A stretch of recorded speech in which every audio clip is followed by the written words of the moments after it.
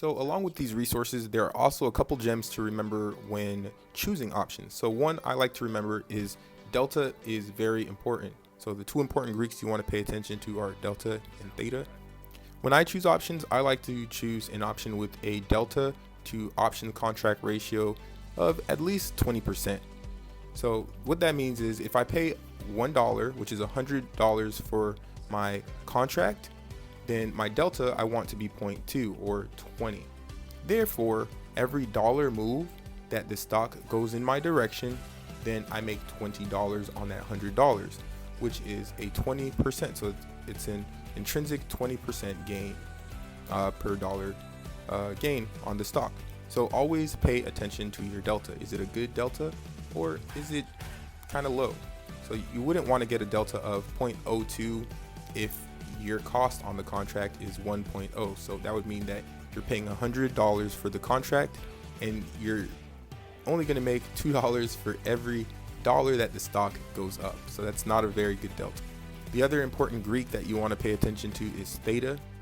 Theta will tell you how much that the stock price will decrease for every day that you hold that contract. The way that you can kind of mitigate theta is by picking a further out options contract expiration date. The way I like to do this is if I'm day trading and I'm day trading SPY, I won't get 0 DTE. I'll get 1, 2, or 3 DTE, which means 1, 2, or 3 days to expiration contracts. Also, I might just get a contract that's 7 days out if I'm day trading. So for instance, if I'm day trading Tesla or other stocks that just have weekly expirations, I'll just choose that week's expiration for my day trade.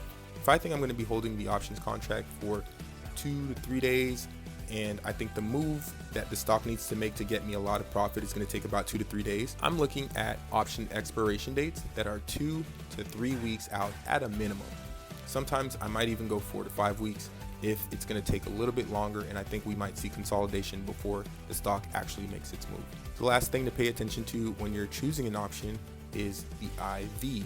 So the IV, or implied volatility, typically you want to be less than 50%. If it's less than 50%, then your options contract won't fluctuate too much, meaning you won't lose money as you hold on to that option contract. Usually if the implied volatility is over 100%, this is not a good contract to hold overnight. You might want to day trade it if it is moving in the direction of your trade very well, but this typically means that there's something going on with the stock. A lot of the time, when you're choosing an out of the money contract with an implied volatility of over 100%, what you'll see that after an earnings event, the next day that contract might go from $1,000 to $0 because out of the money contracts have really only extrinsic value and no intrinsic value. So you need to be careful with that. Again, one thing that I do is I'll choose contracts that are 2 to 3 strikes out of the money when I'm choosing contracts as well. And you need to make sure that you know the average daily move, the average daily range of your stock that you're choosing. So in order to pick the right strike price, you have to think about, okay, well, if this stock moves about $5 a day, then my strike price needs to be about $5 to $10, because that way I'll make money. If you're picking a strike price that's $20 to $30 out, then you're probably not going to see a change in the contract price because it's very low likelihood that you'll get there. So a lot of my options I choose are out of the money. It's okay to choose in the money options or at the money options. They're going to be more expensive is what you need to understand.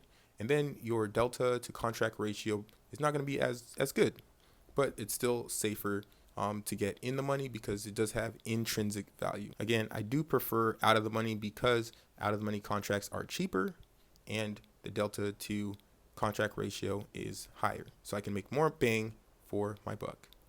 So I just finished filming this video and I realized I didn't even talk about the volume. So when you're picking options, you want to pick something with the volume of over 500.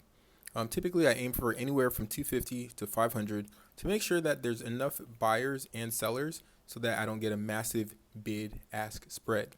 So that's something to keep in mind when you're choosing options as well. You want to make sure that the volume on those contracts are over 500 at least. Good morning, welcome to the Fit to Flourish podcast.